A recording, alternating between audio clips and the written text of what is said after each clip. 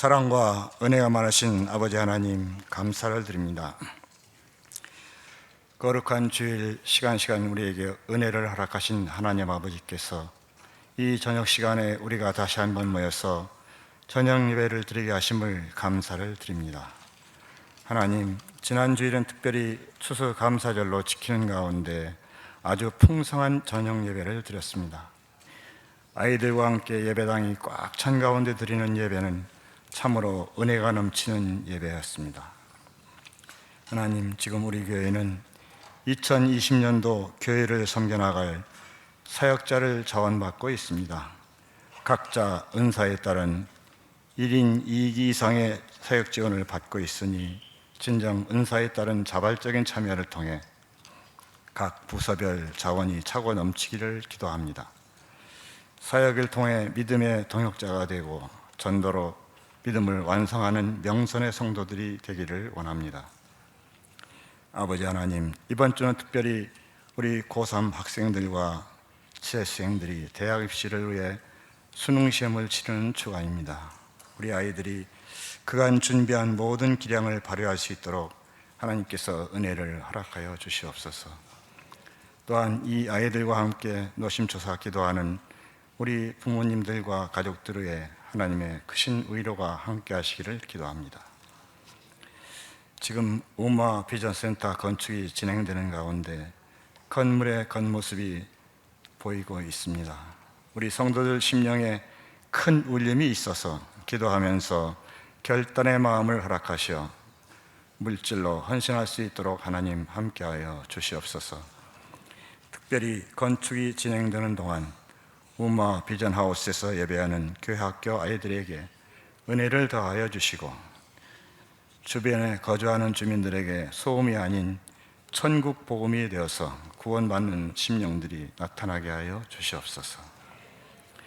오늘 말씀을 전하시는 이수근 목사님께 성령 충만함을 주시고 오늘 특별히 찬양을 드리는 엄마랑 아기 학교 팀 위에 주님의 은총을 기도합니다.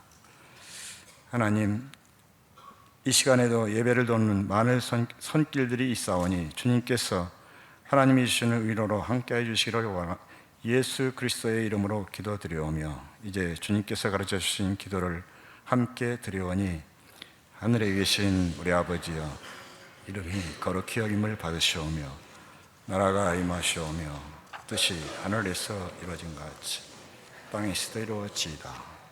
오늘 우리에게 일용할 양식을 주시옵고 우리가 우리에게 죄 지은 자를 사하여 준 것 같이 우리 죄를 사하여 주시옵고 우리를 시험에 들게 하지 마시옵고 다만 악에서 구하시옵소서. 나라와 권세와 영광이 아버지께 영원히 있사옵나이다. 아멘.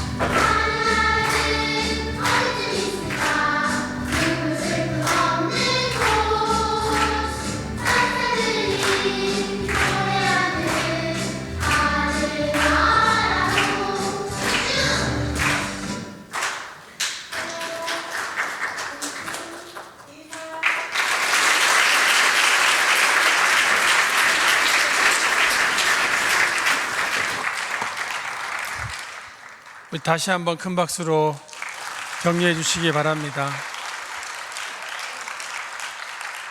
우리 아기 학교는 화요일과 목요일 이틀을 나옵니다. 아침에 일찍 오셔서 저녁 늦게까지, 오후 늦게까지 사역하시는 팀인데 얼마나 열심히 하시는지 늘 볼 때마다 감사하고 또 고마운 마음들이 듭니다. 우리 함께 보실 하나님 말씀은 역대상 9장입니다. 역대상 9장 1절에서 34절입니다. 구약 성경 623쪽에 있습니다.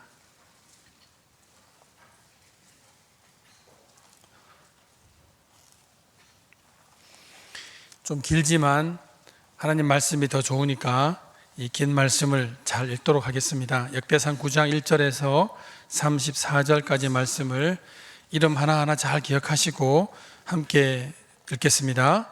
온 이스라엘이 그 계보대로 계수되어 그들은 이스라엘 왕조 실록에 기록되니라. 유다가 범죄함으로 말미암아 바벨론으로 사로잡혀 갔더니 그들의 땅 안에 있는 성읍에 처음으로 거주한 이스라엘 사람들은 제사장들과 레위 사람들과 느디님 사람들이라. 유다 자손과 베냐민 자손과 에브라임과 므낫세 자손 중에서 예루살렘에 거주한 자는 유다의 아들 베레스 자손 중에 우대이니 그는 암미우스의 아들이요 오므리의 손자요 이므리의 증손이요 바니의 현손이며 실로 사람 중에서 맏 아들 아사야와 그의 아들들이요 세라 자손 중에서는 여우엘과 그 형제 690명이요 베냐민 자손 중에서는 하스누아와 증손 호다위아의 손자 무슬람의 아들 살루요 이브네아와 미그리의 손자 우시의 아들 엘라요 이브니아의 증손 르오엘의 손자 스바다의 아들 무슬람이요 또 그의 형제들이라. 그들의 계보대로 계수하면 956명이니 다 종족의 가문의 우두머리들이더라. 제사장 중에서는 여디야와 요야립과 야긴과 하나님의 성전을 맡은 자 아샤라이니 그는 힐기야의 아들이요 무슬람의 손자요 사독의 증손이요 무라요의 현손이요 아이두베 오대손이며 또 아다야이니 그는 여로함의 아들이요 바수울의 손자요 말기야의 증손이며 또 마하세니 그는 아디엘의 아들이요 야세라의 손자요 무슬람의 증손이요 무실레빗의 현손이요 임멜의 오대손이며 또 그의 형제들이니 종족의 가문의 우두머리라. 하나님의 성전의 임무를 수행할 힘 있는 자는 모두 1760명이었더라. 르비 사람 중에서는 무라리 자손 스마야이니 그는 핫수베 아들이요 아스리감의 손자요 하샤바의 증손이며 또 박박갈과 헤레스와 갈랄과 mat다냐이니 그는 미가의 아들이요 시그리의 손자요 아삽의 증손이며 또 오바다이니 그는 스마야의 아들이요 갈랄의 손자요 여도둔의 증손이며 또 베레가이니 그는 아사의 아들이요 엘가나의 손자라. 느도바 사람의 마을에 거주하였더라. 문지기는 살룸과 악굽과 달몬과 하이만과 그의 형제들이니 살룸은 그 우두머리라. 이 사람들은 전에 왕의 문 동쪽 곧 레위 자손의 진영의 문지기이며 고라의 증손 에비아삽의 손자 고레의 아들 살룸과 그의 종족 형제 곧 고라의 자손이 수종드는 일을 맡아 성막 문들을 지켰으니 그들의 조상들도 여호와의 진영을 맡고 출입문을 지켰으며 여호와께서 함께하신 엘르아살의 아들 비느하스가 옛적에 그의 무리를 거느렸고 무셀레마의 아들 스가랴는 회막 문지기가 되었더라. 택함을 입어 문지기가 된 자가 모두 212명이니 이는 그들의 마을에서 그들의 계보대로 계수된 자요 다윗과 선지자 사무엘이 전에 세워서 이 직분을 맡긴 자라. 그들과 그들의 자손이 그 순찰을 쫓아 여호와의 성전 곧 성막문을 지켰는데 이 문지기가 동서남북 사방에 섰고 그들의 마을에 있는 형제들은 이래마다 와서 그들과 함께 있으니 이는 문지기의 우두머리 된 레위 사람 넷이 중요한 직분을 맡아 하나님의 성전 모든 방과 곳간을 지켰습니다. 그들은 하나님의 성전을 맡은 직분이 있으므로 성전 주위에서 밤을 지내며 문을 여는 책임이 그들에게 있었더라. 그 중에 어떤 자는 섬기는 데 쓰는 기구를 맡아서 그 수요대로 들여가고 수요대로 내오며 또 어떤 자는 성소의 기구와 모든 그릇과 고운 가루와 포도주와 기름과 유향과 향품을 맡았으며 또 제사장의 아들 중에 어떤 자는 향품으로 향기름을 만들었으며 고라다손 샬룸의 맏아들 마띠다라 하는 레위 사람은 전병을 굽는 일을 맡았으며 또 그의 형제 그앗 자손 중에 어떤 자는 진설하는 떡을 맡아 안식일마다 준비하였더라. 또 찬송하는 자가 있으니 곧 레위 우두머리라.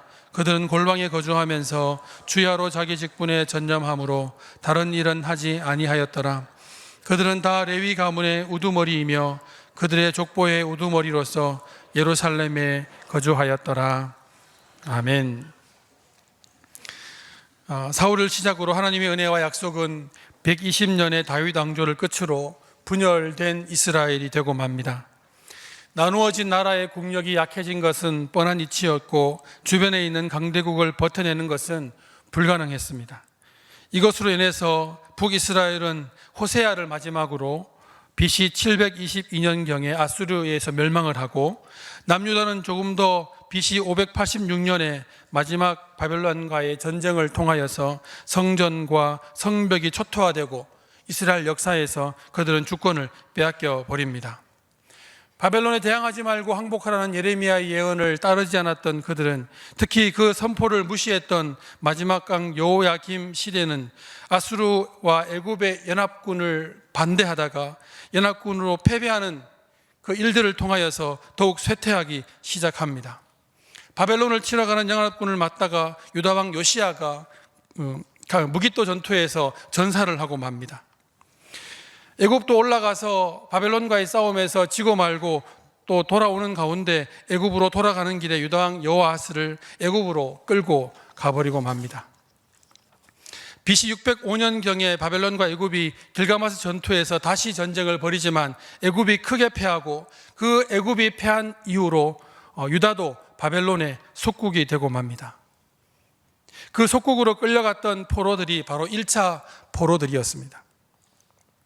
두 번째 포로는 1차 포로가 있은 후 8년 이후에 일어나는데 여호야긴 왕 때 있었습니다. 애굽을 의지하고 독립하고 싶은 유다의 마음을 그들이 애굽이 자꾸 약속을 해놓고 꼬시는 거죠. 너희들이 잘만 하면 독립할 수 있다. 그렇게 믿었던 애굽이 실제로 바벨론과의 전투에서 배신해버리고 맙니다. 그 이후 애굽은 완전히 서서히 이제 멸망하기 시작하고 유다는 서서히 그 애굽을 따라서 멸망의 길을 걷게 됩니다. 이때 2차 포로가 있는데 이때의 포로가 1만 명 이상의 포로가 발생하게 됩니다. 세 번째 포로는 시드기야 때 그 포로가 발생하는데 그들 또한 마지막 애굽을 의지하여서 바벨론과 어떻게든지 해결해 보려고 했던 그 전투에서 패하고 말고 예루살렘의 모든 집이 불태워지고 성벽도 다 헐어져 버리는 완전한 파괴를 경험하고 이것이 3차 포로로 이어지게 됩니다. 이 포로에 대한 이야기는 담임 목사님께서 한번 전체적인 이스라엘의 이 역사를 한번 푸신 적이 있었기 때문에 여러분들이 한번 보시면 좋겠습니다. 오늘 제가 말씀드리려고 하는 것은 포로의 귀환입니다. 포로로 잡혀갔던 이스라엘 민족들이 그들이 선택된 민족으로 하나님의 사랑 가운데 있었던 민족으로 그들의 멸망은 도저히 믿어지지도 않고 이해되지도 않았던 사건입니다. 또 어떤 많은 믿음 있는 그리스도인들은, 믿음 있는 유대인들은 결국 하나님께서 우리를 포로로 다 돌려실 거다, 고향으로 곧 돌아갈 거다, 그렇게 믿고 있었지만 그 시기가 70년의 세월이 지났습니다. 그 70년의 세월이 지나고 하나님께서 감동케 하셔서 고레스를 통하여서 회복케 하시고 포로로 1차 귀환을 하게 됩니다. 그곳에 있는 동안에 많은 유대인들은 포로들의 노래를 짓기도 하고 시편 137편이나 시편 126편을 통하여서 고향을 그리워하는 노래를 많이 부릅니다. 그리고 1차 포로에 수많은 사람들이 돌아오기는 하지만 돌아와서 성전을 짓고 다 회복한 이스라엘이 예배도 드리고 있지만 그들 가운데에는 온전한 이스라엘로 회복되는 것이 어려웠습니다. 그곳에 함께 왔던 1차 포로 중에 에스라가 있습니다. 에스라는 학자요, 하나님의 율법을 잘 아는 사람이었습니다. 에스라가 함께 와서 성전을 짓고 예배하는 가운데 하나님의 학자 에스라가 바라보았을 때는 그 예배가 너무나 미흡하고 소홀해 보였습니다. 제사장도 있고 성전도 있지만 그곳에 예배를 함께 드리는 레위인들이 아주 많이 부족했기 때문입니다. 그래서 에스라가 바벨론으로 돌아가서 그 많은 레위인들을 불러서 예배를 회복하기 위한 2차 포로를 감행하게 됩니다. 그 2차 포로에 함께 돌아왔던 그 많은 사람들의 이름이 오늘 우리가 함께 불렀던 이 레위인들의 이름입니다. 그들이 이곳에 돌아와서 성전에서 하는 일은 문지기와 떡 굽는 일과 떡 진설하는 일과 아침에 문을 열고 저녁에 문을 닫고 그 모든 기구들을 보관했다가 끄집어냈던 하는 일들, 그 일들을 지금 이들이 하고 있습니다. 1775명의 포로들이 900km나 되는 그 먼 길을, 그 사막길을 걸어서 유다로 돌아온 것입니다. 그들은 왜 1차 포로에 돌아오지 않고 에스라가 2차 포로에서 그들을 데리고 왔던 것일까요?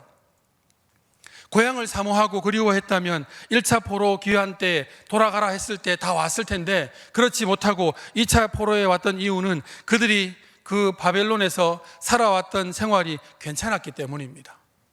살만했고 충분히 모든 근거를 가지고 있었고 이곳에 살면 바사 왕국의 그 위대함 때문에라도 잘 살 수 있는 것이 보장된 사람들이었습니다. 그들을 다시 이끌고 고향으로 돌아가기 위해서는 타당한 설명이 필요했습니다. 왜 너희들이 이곳에 있는 모든 것들을 내려놓고 고향으로 돌아가야 하는지, 그 레위인 1775명을 왜 이들을 데리고 너희들이 돌아가야 하는지를 설명하기 위해서 오늘 본문에서는 그들의 조상들을 이야기합니다. 그들의 아버지, 그들의 할아버지, 그들이 무슨 일을 했고 하나님의 전에서 어떤 일을 했는지를 설명하면서 너희도 그 일을 해야 한다라고 이야기를 한 것입니다. 1차 포로는 70년에 이루어졌고 2차 포로가 그 기간들로 본다면 한 120년 정도 걸립니다. 120년 정도 걸린다는 이야기는 2차 포로에 돌아오는 포로들이 끌려왔던 1세대가 아니라 그곳에서 태어났던 2세대라는 증거가 됩니다. 고향을 잘 모르고 성전에 대한 그리움도 없는 2세대 아이들에게 고향으로 돌아가자라고 이야기를 하고 있습니다. 바사의 영광과 부귀와 미래를 버리고 사막의 죽음의 길 거의 한 900km가 되는 그 길을 목숨 걸고 건너와야 할 이유가 무엇이었을까? 그 이유는 그들의 조상의 일을 따라 그들에게 맡겨진 일을 하기 위해서 돌아가자 하는 것이었습니다. 바사 왕국을 버린다는 것 쉽지 않습니다. 보장된 미래를 버린다는 것이, 내려놓는다는 것이 타당한 이유가 없으면 불가능한 일입니다. 또 그만한 것을 버리고 왔다면 고향 땅 유대에서 성전에서 하는 일은 좀 더 위대한 일을 해야 합니다. 그래야 두고 올 정도로 이유가 생기기 때문입니다. 큰 것을 버리고 왔으면 위대한 일을 해야 하는데 그들이 버리고 와서 한 일은 문지기와 떡 굽는 일과 성전에 있는 기구들을 보관하는 일이었다는 것이 참 의아한 일이기도 합니다.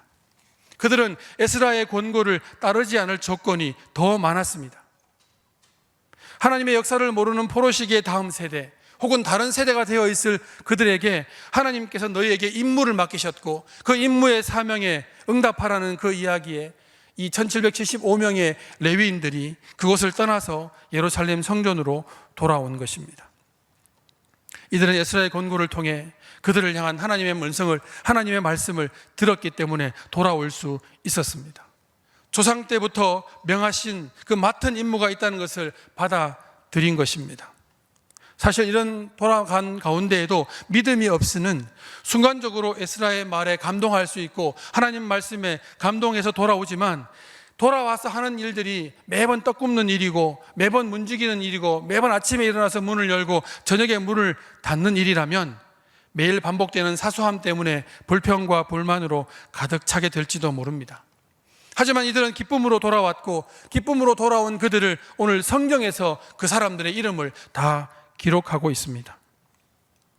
예전에 목사님께서 미국에 갔다 오셨다가 7월 27일에 워싱턴 DC에서 6.25 전쟁 기념 참전 용사 기념식에서 그들의 이름을 부르는 것을 보셨다라는 얘기를 들었습니다. 저도 확인해 보니까 시작할 때 이렇게 시작을 하더라고요. 윌리엄 애담스, 멜컴 아크리지, 프레드 알트리지, 테오로드 엠불, 이렇게 그 전사자들의 이름을 다 부른다고 했습니다. 그 얘기를 듣는 순간에 실제로 그곳에 내가 있었다면 그 전율, 감동 이런 것들은 정말 대단했겠다 하는 그런 생각을 해보았습니다. 그리고 우리 지역에도 보면 3.1 만세 운동의 33인의 대표의 이름들을 우리가 알고 있습니다. 그들의 이름들 하나하나 불릴 때마다 아마 우리의 마음속에 뜨거운 감동도 있을 것 같습니다. 오늘 본문에 나와 있는 이 긴 34절의 이름이 바로 그들이 그 모든 것들을 버리고 고향 땅으로 돌아와서 하찮은 일처럼 보이지만 그 성전에서 했던 그들의 이름을 하나하나 기록하고 있습니다. 그 이름이 기록될 때 그의 아버지와 그의 할아버지와 현손이요 손자이고 이런 이름들을 전부 기록하고 있습니다. 하나님께서는 우리의 이름을 기억하십니다. 맡은 임무가 있고 그 임무에 헌신하는 자들의 이름을 다 기억하신다는 말입니다. 요즘 들어서 더 많이 기도하고 있고 더 많이 이런 임무에 대해서 고민을 많이 합니다. 사역 박람회를 통해서 새롭게 믿음 생활을 시작하고 새롭게 사역을 시작하는 부분들이 있지만 사역 박람회를 통해서 새롭게 사역을 그만두는 분도 계십니다. 물론 그만한 이유가 있고 피곤하고 지쳐 있고 다른 일도 많이 있는 분들이 있습니다. 그럼에도 불구하고 여러분에게는 맡은 임무가 있습니다. 하나님께서 우리에게 맡겨주셨고 그 일을 감당했을 때 우리의 이름과 함께 우리의 부모님의 이름까지 불려질, 우리의 아이들이 우리의 이름을 기억할 그런 임무가 우리에게 있다는 말씀입니다. 기존의 사역을 하는 이들의 마음 가운데 가장 필요한 것은 사역에 대한 열심이 아니라 믿음에 대한 문제입니다. 어떤 사역을 시작할 때 믿음으로 시작했지만 믿음이 떨어지면 그 사역하는 일들에 있어서 피곤해지고 지쳐있고 그 사역을 그만두어야 할 일들, 그 이유만 가득 차게 됩니다. 사역을 그만둘 때 보면 그 이유 또한 다 타당하게 들려집니다. 하지만 우리가 해야 할 일들 가운데 가장 중요한 것은 여러분이 맡은 일이 바로 맡은 임무라는 것입니다. 왜 하나님께서 우리 이 시기에 명선교회를 다니게 하셨고 이 시기에 사역 박람회를 하게 하셨고 이 시기에 그 사역을 보여주시는 것일까?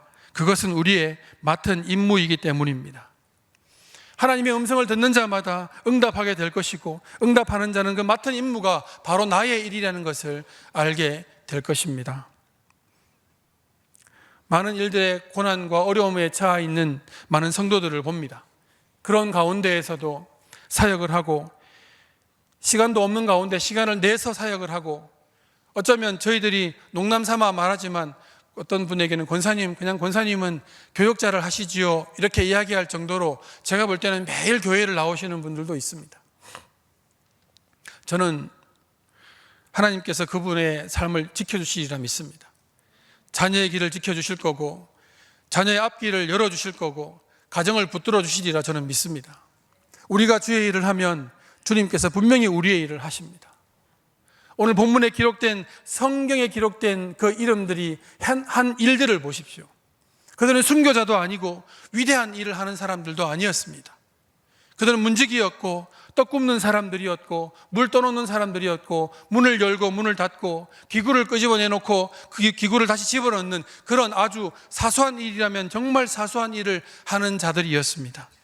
그런데 그들의 이름을 하나님이 기억하십니다.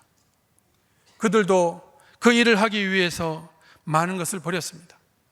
그 많은 것을 버렸다고 생각하면 그 일을 못합니다. 내가 희생한 것을 떠올리면 내가 하는 일이 초라해 보일 수밖에 없습니다. 하지만 내가 하는 일이 하나님의 일이라는 것을 그 위대함을 안다면 내가 버린 것은 정말 사소합니다. 그래서 바울은 자기의 평생의 공부를 다 버렸다, 배설물처럼 버렸다 말하지 않습니까? 오늘 우리가 하는 일도 어쩌면 문지기의 일일 수 있습니다. 문을 열고 문을 닫는 일일 수 있고 떡을 하루 종일 떡만 굽는 일일 수 있고 하루 종일 떡을 올렸다가 떡이 식으면 그 식은 떡을 내리고 다시 따뜻한 떡을 올리는 진설하는 일을 할 수도 있습니다. 어떤 사람은 하루 종일 불만 켜고 불만 끄고 불만 켜고 불만 끄는 사람일 수 있고 어떤 이는 하루 종일 청소와 하루 종일 구전 일들로 교회 일을 주의 사역을 감당하는 일일 수도 있습니다. 하지만 주님께서는 그 일들에 하는 그 이름 하나하나를 기억하십니다. 우리의 이름이 주님께 기억한 바 된다면 이것보다 더 좋은 일이 어디에 있습니까? 그럼에도 불구하고 사역을 그만둘 때가 되면 정말 타당한 이유들이 많이 생깁니다. 누가 듣더라도 정말 그럴 수밖에 없겠네요. 그럴 수밖에 없는 일입니다. 물론 그런 분도 계십니다. 우리의 사역이 다 교회 일만은 아닙니다. 어떤 이는 사업을 잘 해야 하고, 어떤 이는 세상에서 하나님의 이름을 들고 그 이름 부끄럽지 않게 감당해내야 하는 것도 하나님의 일입니다. 그 마음의 부르심의 그 응답은 저마다의 몫입니다. 다른 사람이 판단해 줄 게 아니에요. 목회자의 판단도 아니고 그 누구의 판단도 아닙니다. 우리 스스로 자신을 판단해서 이 일들에 대해서 솔직하게 고백할 수 있다면 그 일이 하나님께서 맡기시는 임무입니다. 이번 사역 박람회 때 더 많이 고민하실 수 있기를 바랍니다. 교역자들은 사역 박람회와 11월 달, 12월 달이 되면 여러분의 전화를 잘 안 받습니다. 문자도 잘 안 보려고 합니다. 만나자 하면 덜컥 겁이 납니다. 왜냐하면 목사님 할 만큼 한 거 아시잖아요. 내가 10년, 20년 사역을 했고 이제는 그만둘 때도 됐고 다른 사람이 해야 되고, 하나님께서는 당신밖에 없다 그러는데 여러분들은 다른 사람도 있다고 얘기하시니까 할 말이 별로 없어요. 그래서 그런 얘기 하시면 모른 척 합니다. 수첩에 적지도 않습니다. 기억을 못하는 게 아니라 기억을 안 하려고 합니다. 이게 11월 말과 12월에 저희들의 고충입니다. 하나님께서 여러분의 이름을 기억하십니다. 이 얘기 밖에는 드릴 말씀이 없습니다. 하나님께서 무엇을 얘기하시든지 기억하시는 그 이름만 된다면, 그리고 내가 나중에 천국에 올라가 있을 때 우리 아이들이 우리의 이름을 기억한다면, 내 아이들이 나의 이름을 기억하고 그 아이들도 그 길을 걸어간다면 이것이 여러분이 받을 복입니다. 저는 제 아이들이 있지만, 목사의 아들들이지만, 제가 없을 때 그 아이들이 꾸준히 교회를 다니고 하나님을 사랑하고 교회를 사랑하고 말씀을 사랑할 아이들이 될 수 있을지, 거기에 대한 확신은 있지만 기도를 많이 하고 있습니다. 여러분 어떠신가요? 이번 주간에 수능이 있죠. 온종일 기도회도 합니다. 좋은 대학 가야죠. 인서울 하면 더 좋습니다. 부모가 기도해서, 하루 종일 기도해서, 부모가 눈물로 간절히 기도해서 한 문제라도 맞출 수 있다면 좋겠습니다. 근데 부모의 기도가 한 문제 맞추는 거 불가능하더라고요. 그럼에도 우리가 기도하는 것은 하나님께서 우리 아이의 앞길을 지켜주시고 인도하시리라 믿기 때문입니다. 그 중에 가장 좋은 길은 부모가 주의 길을 걸어가는 것입니다. 그 길을 묵묵히 걸어가면 우리 아이들이 우리 성경에서 이르듯이 부모의 이름을 기억하고 발견하고 그 부모의 이름 따라 그 아이들도 걸어가리라 믿습니다. 오늘 읽었던 이 한 사람의 이름들 발음도 잘 안 돼서 혀가 꼬여가지고 이름도 잘 안 되지만, 우리는 그렇게 부르지만 하나님은 이 사람들의 이름을 이렇게 뭉태기로 막 부르는 게 아니라 한 사람 한 사람을 꼭 지명해서 부르십니다. 우리의 이름이 그렇게 불려줄 수 있는 그런 사역 시즌이 될 수 있기를 바랍니다. 제가 기도하겠습니다. 자비로우신 하나님 아버지의 은혜를 감사합니다. 매번 사역 박람회가 되면 많은 것들을 고민합니다. 지금까지 어떤 일을 해야 할까 고민하는 많은 이들도 있지만, 또 어떤 이들은 어떻게 이 사역을 그만두어야 할까 고민합니다. 우리의 믿음이 떨어졌는지, 우리가 하나님을 더 사랑하지 않는지, 구원의 기쁨과 즐거움이 있는지, 어떤 일들로 주님을 기쁘시게 해야 할지, 내 사역 가운데 하나님을 기쁘시게 할 일이 있는지 없는지, 이런 것들 고민보다는 다른 일들에 대한 열심이 더 많아지는 11월 달입니다. 주님, 우리를 돌아볼 수 있도록 도와주시고, 오늘 이 말씀처럼 주님 앞에 불려진 이름 하나, 그들의 영광을 우리도 바라보게 하셔서 우리의 이름도 주님께서 기록하시고 기억하시는 이름이 될 수 있도록 인도해 주시옵소서. 많은 이들에게는 상황이 있습니다. 삶의 어려움도 있고 고난도 있습니다. 그 시간에 무엇인가를 해야 하는 사람들도 있습니다. 하지만 그 모든 것 가운데 중심이 되는 주님만 생각할 수 있는 저희들 한 주가 되게 인도해 주시옵소서. 예수님의 이름으로 감사하며 기도하옵나이다. 아멘. 우리 다 함께 일어나셔서 찬송가 440장을 찬송하시겠습니다. 우리 옆에 있는 분들에게 샬롬으로 인사하실까요? 이렇게 인사하실까요? 네. 사역 지원했습니까? 네. 부담을 좀 드려야 되겠습니다. 지원했습니까? 왜 안 보고 얘기하시는 거예요? 오늘 찬송 가운데, 말씀 가운데 음성을 들을 수 있기를 바랍니다. 우리 440장 찬송하겠습니다.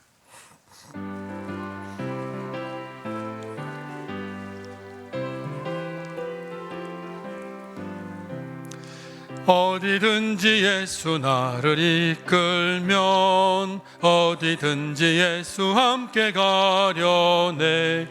예수 함께 하니 가면 낙 없고 예수님과 동행하면 겁 없네. 어디를 가든지 겁낼 것 없네. 어디든지 예수 함께 가려네. 세상 친구 모두 나를 떠나도 주와 동행하면 외로움 없겠네.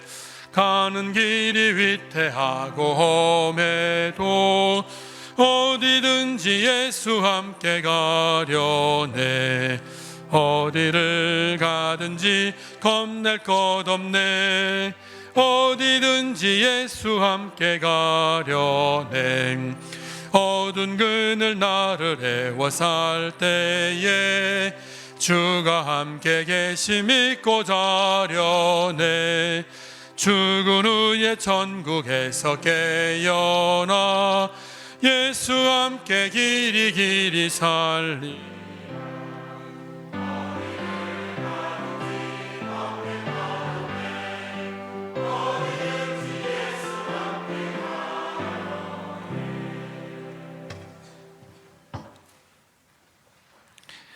전능하신 아버지 하나님, 은혜를 감사합니다.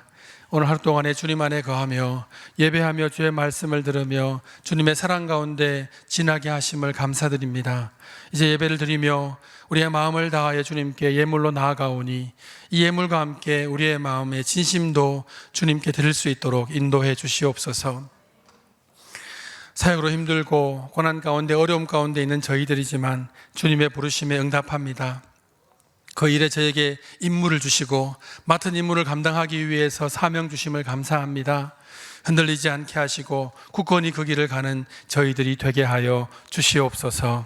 이 모든 간구를 예수 그리스도 이름으로 기도드리오며 이제는 우리 주 예수 그리스도의 크신 은혜와 하나님 아버지의 크신 사랑하심과 성령님의 교통하심이 주의 사명 감당하기로 다짐하는 우리 모두에게 지금부터 영원토록 함께 하시기를 간절히 축원하옵나이다. 아멘.